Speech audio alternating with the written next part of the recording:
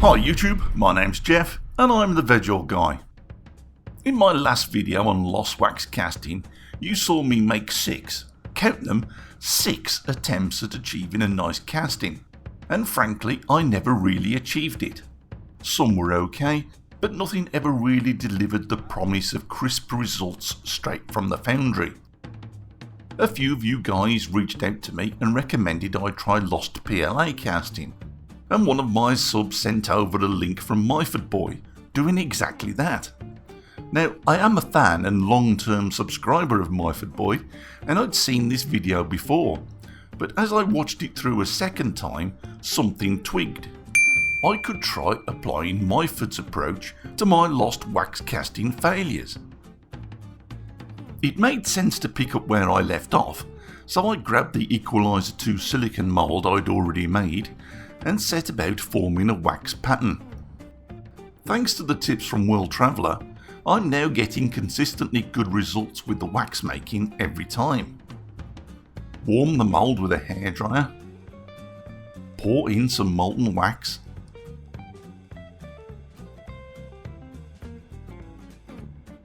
swill it around for a few seconds and then empty it out. Let things cool down for a couple of minutes and then repeat the process. Eventually the detail gets filled in and it's time to top up. Once the wax has had a chance to fully cool, it comes out from the silicone mould nicely and it looks very nice and sharp. I carved away the excess from around the edges, but the back was still a little uneven. So I preheated a saucepan and carefully lowered the wax pattern into it. It only takes a few seconds, and if you're very careful, you could smooth the back off nicely. I'd placed the wax onto a backboard and screwed this in place from underneath. I then added wooden sides ready to pour the investment. The plaster investment was carefully and precisely prepared and poured on.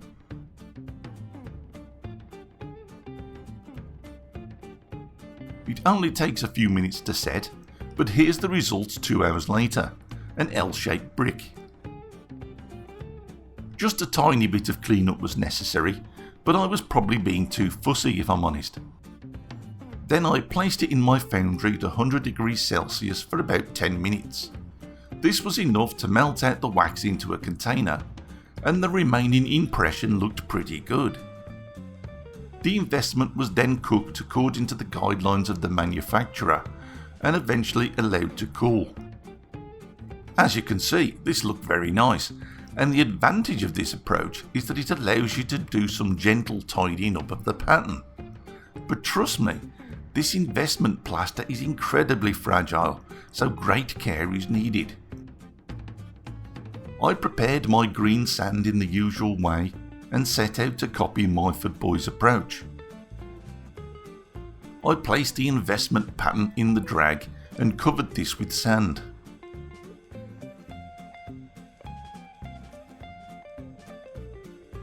I didn't ram hard as the investment is really quite brittle, but my fingers pushed home the sand enough to compress it in place. With more sand added, I was able to begin ramming, but still not too hard.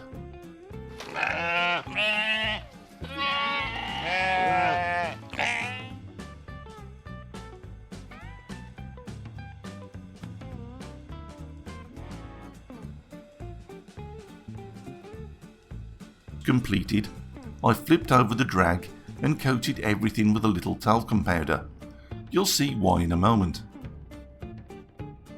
The cope was then filled and rammed with sand.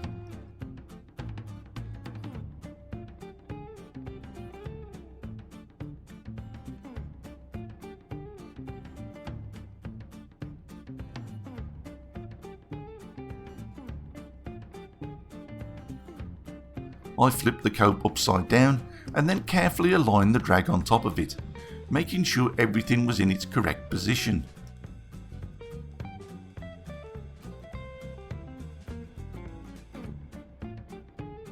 I then removed the drag with similar care, and as you can see, the talc has left a faint impression of where the pattern is.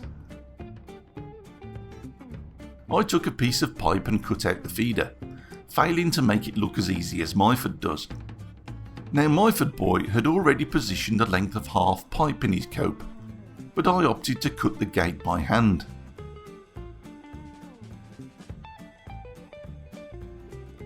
I used my fingers to compress, shape and smooth this. A little very light pressure air is used to clean away any loose sand.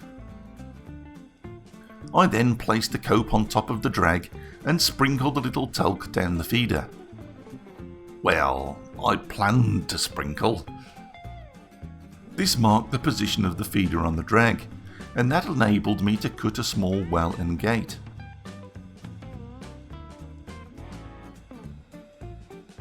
Again, I compressed the sand with my fingers, smoothing and shaping.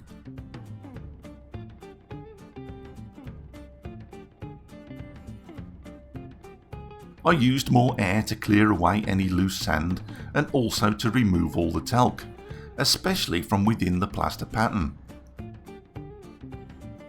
I gave the cope another once over with the air and then fit everything together. You'll notice that there's no vent. It's not always necessary, and judging this comes down to experience that frankly I don't have yet. But my pattern seemed smaller than Myford's, so I went with his judgment and opted not to use one. Myfordboy fans will be used to this extended feeder method, encouraging a little head pressure into the pour. In the background, my electric foundry was silently melting metal, and the pour was quick and precise, without fuss thanks to the tall, wide feeder.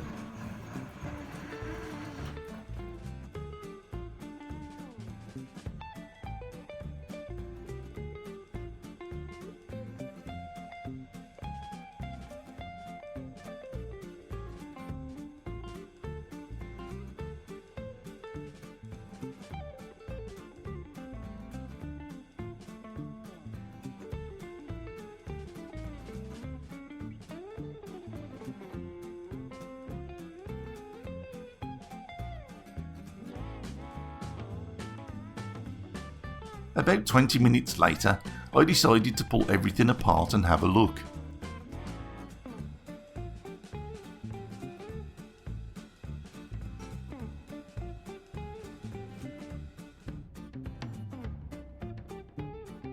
As I pulled the cope from the drag, the plaster investment stayed behind. The results didn't look too bad. Yes, there was some obvious pockets and evidence of porosity, but the lettering was nice and the overall shape was well formed. With the plaster and sand washed away, we can take a closer look. Now, you guys know what a perfectionist I am. I'm looking for spot on at first time, and yes, this doesn't do that. It's clearly flawed, but if anything, I'd have to say it was better than the results I obtained in my previous 6 attempts, and those were done using the so-called proper methods. Yes, there was porosity, but in fairness there was some porosity in Myford's example as well, so I expected this. But my finish isn't as good as Myfordboy's. So why? Well, there could be one of a number of reasons for that.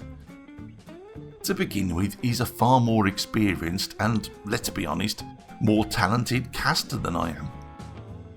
There's also the way the sand was prepared. His was likely much smoother and better formed. And then of course there's the temperature of metal. To be frank, I'm not actually too bothered by the result, and I know that's unusual for me.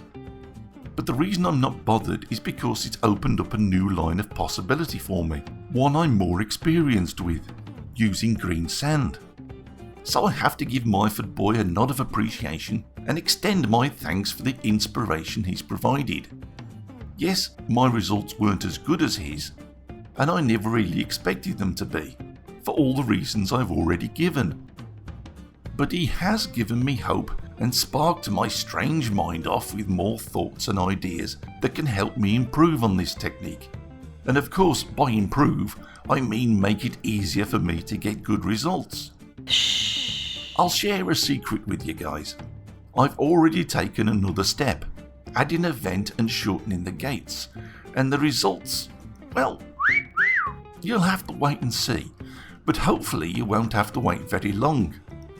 With luck, my next video will be the casting challenge with my mate Perry.